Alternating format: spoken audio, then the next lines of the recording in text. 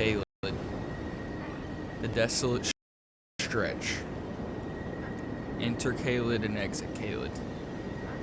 Consumes you all the same. Slowly swallowed down a gaping, gorish hole. Rot ingests you at the bottom. Open wide and open wide.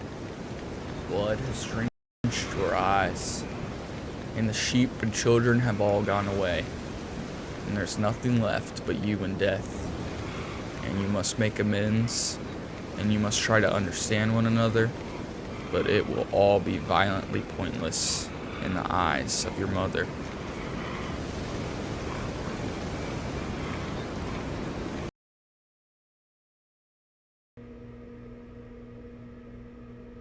Well, a lot of things work about Caelid. When you've reached this point in the game so far, kind of depending on your own exploration, I would say it's been kind of a tame, kind of classic fantasy experience in a way. Then suddenly you open a chest only to spawn in this blood red horror only to spawn in this blood red horror desert across the map. Nothing is like being catapulted into Caelid, probably well before you even knew it existed. It's a genuine hellscape, and I love how it is designed and how it draws you in.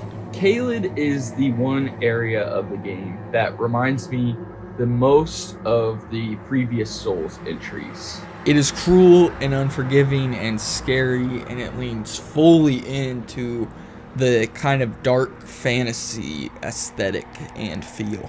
It's one of the only areas of the game where exploration gets seriously hampered by the difficulty of enemies and just the pure amount of them. Getting to Graces in certain sections feels similarly difficult to getting from bonfire to bonfire in the Souls trilogy. You know, they're often kind of tucked away in these dense areas, you know, in these weird portions of a castle, and it makes the exploration a little more difficult. It's also just like overflowing with stuff to do in game. If you look how full it is compared to other areas of the map, it's just brimming with graces. Caelid nails something that other parts of the game or other areas of the game don't. And that's not necessarily a critique of those areas.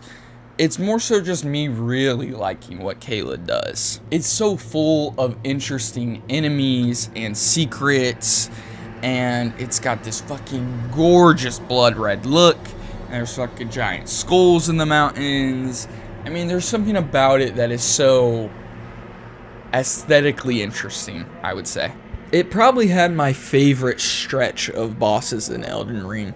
Or, more honestly, the stretch of bosses that kicked my ass the most. Xerxes, I think, is how you say his name.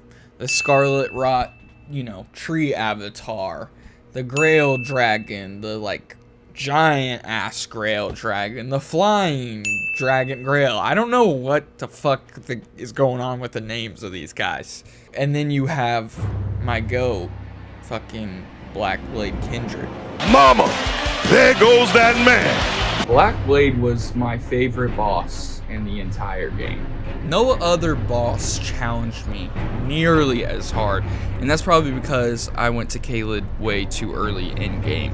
Just make sure not to venture too deeply into Caelid, as that is definitely a high-level area. For whatever fucking secret ingredients there were, and for whatever reason the level I was at, it was the most challenging boss fight I've ever played in all of these fucking Souls games. The fluidity and size and fucking bullshit ass magic of Blackblade made it such an interesting puzzle that took me so many failed attempts to solve.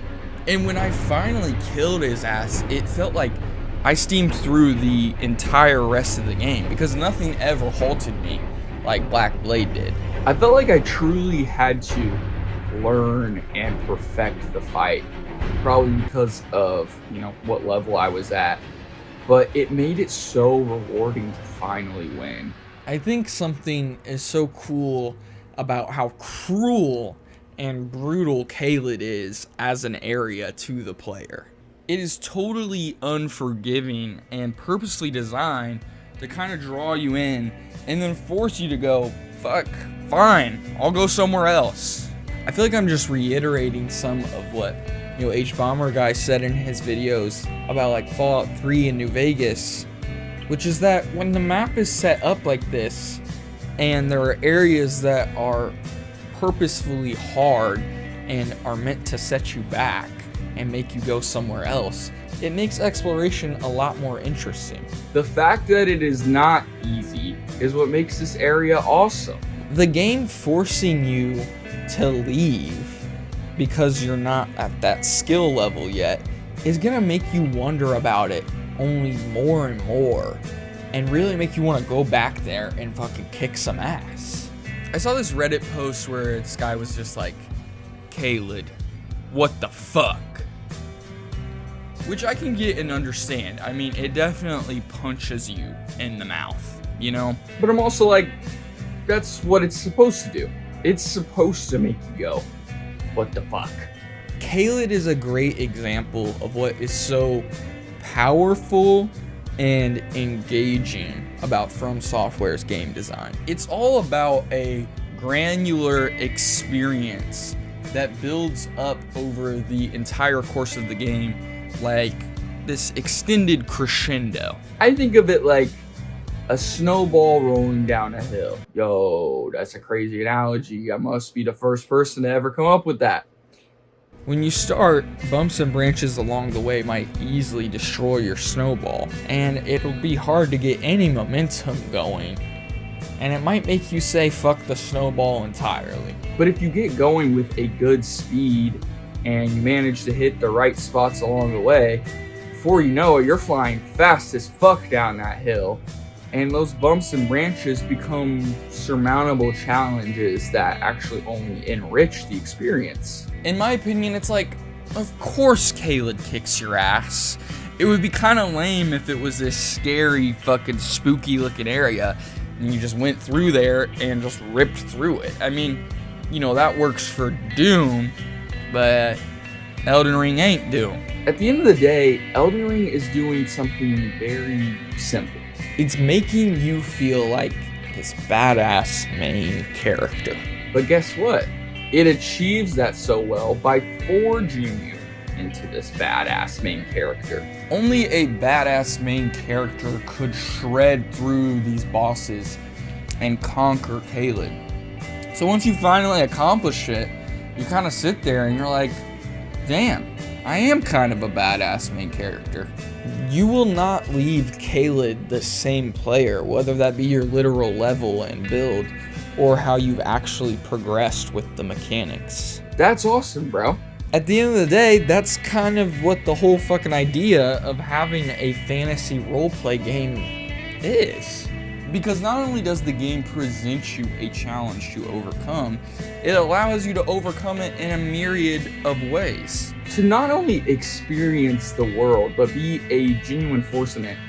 To develop your own unique ways of kind of solving its challenges, it really makes it the penultimate RPG. Becoming Elden Lord feels like your destiny after you've ripped through here, and that the throne you get is actually deserved and befitting of your character, that you're not, some self-insert. It makes you feel like an actual force. Some games' main appeal is how easy of an experience they are to pick up. I don't think that's what Elden Ring is, or for that matter, what From Software or Miyazaki have ever really been going for. Souls games have kind of always gone out of their way to not necessarily be the most easily picked up or immediately engaging, because they're going for a different type of experience, which I would say is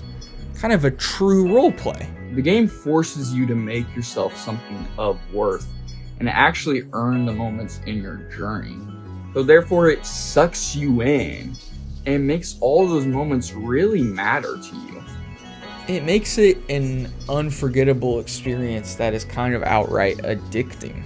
You know, after I beat Elden Ring, I immediately kind of was like, all right, I want more. You know, it's like there's something about it that is so rewarding. I don't know, dude. I'm just kind of yapping, but I love Caelid, and mama, there goes that man.